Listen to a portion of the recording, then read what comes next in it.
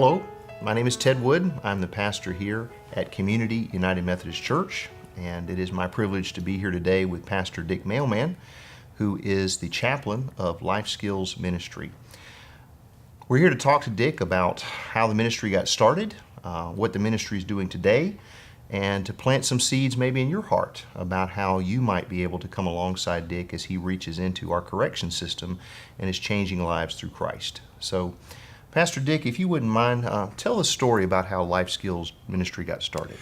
Well, it's a very involved situation, Ted. I was at a low point in my particular life. I was a platform speaker for large corporations all across the country. And at that time, back in the late 80s, the bottom just fell out of the circumstances for me to be out there doing what I was doing in a lot of these companies. So I was looking and searching and at a very, very low point in my life. Being a member of this church and being in a Sunday school class, something happened that was quite amazing. There was a young man in our class. I won't tell you his full name, but his name was Ben. He got himself in trouble and ended up in Seminole County facility. And a gentleman came in that got a letter from Ben because Ben was a member of our class. He said, "Would anybody like to go up with me? Will I bring up the Bible to Ben?" And my wife turned to me and said, "Well, Dick, you knew Ben," and everybody in the class started looking at me, and so the person who came in, I said, "Well, yeah, I guess I'll go," thinking maybe someday, whatever. Yes, right. And the gentleman said, "Well, I'll pick you up in the morning," and it was kind of really shocked for me, but I was ready, and he came and picked me up, and we went to the jail to visit Ben, and Ben, I'm a fairly big man. I was 6 foot, and Ben was like 5'8", 5'9", and when he came out of his dormitory into the meeting room where we're meeting, he just came in my arms and was crying and so glad to see us being there, but specifically me. And the comment that came out of his mouth was, of all the people in the church, he said, "I knew if anybody would come, you would be the one." Mm-hmm. And that just blew me away because I really didn't want to go. I just was trying to be polite to say I'd go. Yes. But, so we prayed and we was talking with Ben and get all through all of that. And the chaplain at the jail at the time, he said, "Is there any chance that you can come back?" And I said, oh, sure. I said, "As long as Ben's here, I'll try to make it back, as long as I get a ride to be able to come and do it." He said, No, that's not what I mean." I said, "What do you mean?" He says, "I'd like to have you come back and talk to a whole bunch of the men." And I said, "Sir, I don't know what I would have to say, what I would have to do." He says, "All I can tell you," he says, this building is full of people just like Ben. And there's something that you have to give. I can feel it. I can see it in what you do. And I see the way he responded to you. Could you come back and talk?" I said, I don't know. I said, I have to think about this. He said, "Well, why don't you pray about it and call me back?" And he gave me his phone number. And I went home and I talked and prayed about it and thought about it. And next thing I know, I was back there doing ministry. Exactly. Yeah. And since then, what has jail ministry become to you? Oh, it's become my whole life. It really has. It grew to, I not only do Seminole County, I was doing Orange County. I also did the reception center prison out beyond the airport here in Orlando. And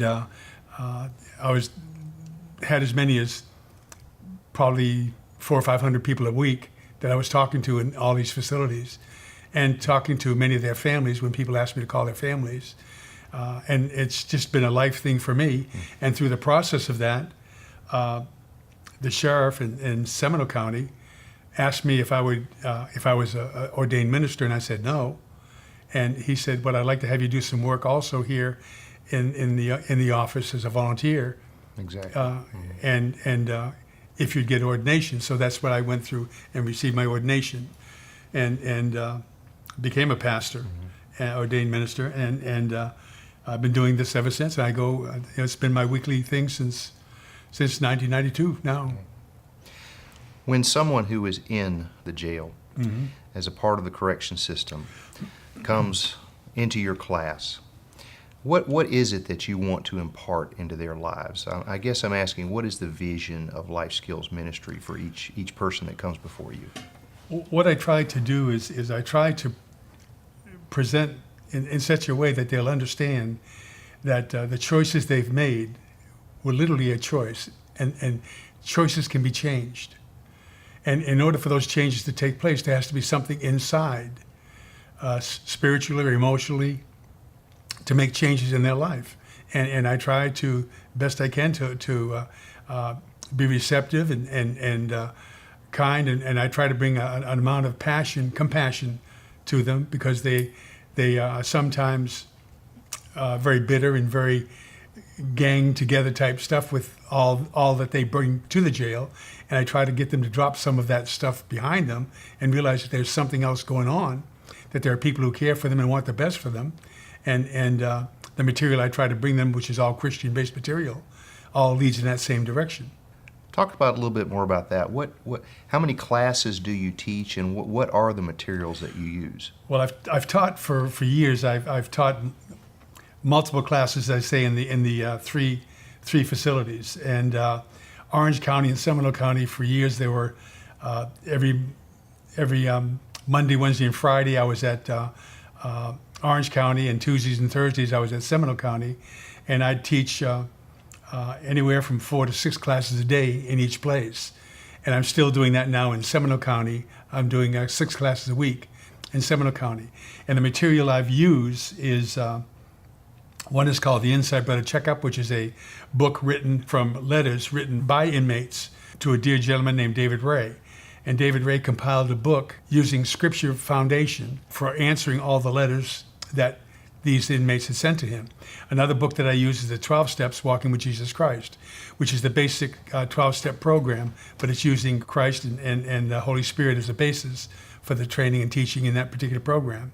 And I use a couple of DVD programs. One is called 10 Choices to Change Your Life Forever, which is also dealing with issues about being authentic, receiving forgiveness, trusting in your right decisions, and walking away from your wrong decisions, listening to issues of proper goal setting to get to a better place rather than being tied up with a lot of negativity and other things.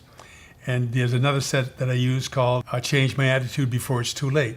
And that deals with issues of getting away from criticism, condemnation, realizing that you can make better choices to go to a better place. And all these materials are received extremely well by these men, because it's all Christian-based. And again, I deliver it with compassion, not laying out a lot of guilt to them, realizing that what's here is behind them, and what today is a new day in their life.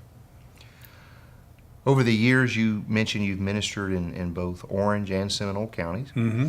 How many individuals do you currently minister to through Life Skills? Right now, it's probably around 250, 300 a week, and it's in six classes a week. It's people come to the class all out of a volunteer basis. People sign up because they wish to, and it's amazing how people come into the class, and all of a sudden they like the class, and the next thing they go back to their dormitory, and they bring in other people with them from the dormitory. Yes. It's self-perpetuating, and people are there because they want to be there. Right. So the impact that's going on in their lives, they share with other persons there, yep. And that makes them want to come. Yep. Well, how does Life Skills Jail Ministry receive any funding, or how does it go forward and get its resources? Well, the funding is all from personal gifts or fundraisers, such as there's a golf tournament. There's other issues where people either come to a concert or something that we're sponsoring, and it's all through personal gifts. There's no set method by which money comes. It's all through donations. Do you yourself receive a salary through Life Skills? No, sir. No, I receive nothing. All I receive is funds to buy the materials and the books and things that I hand out and pass out, and the things that I do within the facilities itself. Everything I get goes in the hands of the inmates or my inside brothers. Everything goes in their hands one way or the other. How many hours a week do you spend doing Life Skills Ministry? Right now, I'm dealing with probably 35 hours a week. 35 hours a week. Yep. And you receive no salary for this? No salary at all, no. Right. And the other thing I get to do more than, I may spend equally as much time on the phone dealing with families. Many of the inside brothers will ask me, could I talk to their wife, or could I speak to their mother or father? And I'd be more than happy to do that. And oftentimes, I tell them very specifically, are you sure you want me to call them? Because they're going to talk to me, and I may find out some things that you don't want me to find out. I say, because people do have a tendency to share, because I'm very open and very compassionate about not only dealing with you, but with them as well. And I get a lot of information that way, and there's almost more ministry being done through the families and with the families than there is with the inside brothers themselves. So for a person who's watching this video right now, what could they do to partner with you to help Life Skills Ministry go forward? Well, there's many things can happen by supporting the ministry itself financially and helping that way. I'm always looking for drivers, people who help me drive, because I am blind, and obviously I can't drive, and my wife's in a set of circumstances where she's not available to do it either. So we're looking for drivers all the time. One thing is keep me in prayer for what I get to do. That would be a wonderful thing as well, because it's knowing that I'm being supported through prayer makes all the difference in the world. Absolutely. When the golf tournament comes available, golf, or become part of the sponsorship for that, or anything that's going to help in any way to be supportive. Absolutely. Pastor Dick, what do you see as the long-term vision of Life Skills Ministry? What do you see for the future? Well, the major future that I see is the depth of the change in some of these men. I wish it was all of them, but it's not. But those who do get a change, and it's a noticeable change, and they go back to their families, and I meet them out on the street, or we're at Sam's Club or somewhere, and they give me a hug, and they're so glad for what they heard and what they learned when they were in the facilities, and their lives have changed. That's one of the major things. As far as myself, I'm always looking for someone else to come along beside me, that I can have them come in the facility with me and show them what is taking place, and try to get them interested in what they want to do. But Life Skills Ministry, working in the jail, there's a lot of volunteers through the years, I've noticed through the years, that want to come to jail, but they'll only come one time because they're really not led to do the right thing there. Right. They're doing it for their own self-importance or their own positioning, rather than really doing it to help other people. Right. And what happens in the process is they'll come one time, and because of the environment, they leave just as quickly as they come. Right. But I want somebody to come alongside that's willing to do similar things to what I do, and spend some time with these men, because it's making a major, major difference in some lives. And anytime you just get one, it makes a difference. Absolutely. And that's what I'm looking forward to. Absolutely. Okay? Well, is there anything else you'd like to add, Pastor Dick, as we finish our time? No, just I'm very, very thankful for the opportunity of being able to do what I get to do. And it's given me a whole different lifestyle for the last 25 years to become a pastor. It's not something I ever thought of doing. And I've gotten to do it, and it's opened up so many doors in my life and in the lives of other people around me. And what was one thing that's interesting, Ted, is several years ago, back in the late '90s, when I'd been in ministry for several years, I remember sitting on the couch. My wife and I were sitting there, and I was holding her hand. I was listening to television. She was watching TV, and she said, "You know, Dick, from the way things are going in your life right now, in our life, I have a feeling that you should have been doing this all of your life." Mm-hmm. And that is so true. It's a real thing. It's a joy that I get to do it. Yeah. Well, people that know you, Dick, and I haven't known you for that many years, but people who have known you for a long time would say that you are made for this work, and I would agree with that. So. Yeah. Thanks for watching today, and I hope that you will prayerfully and thoughtfully consider how you might be able to partner with Life Skills Ministry as it is impacting and changing lives today for those who are part of our correction system. So thank you for watching.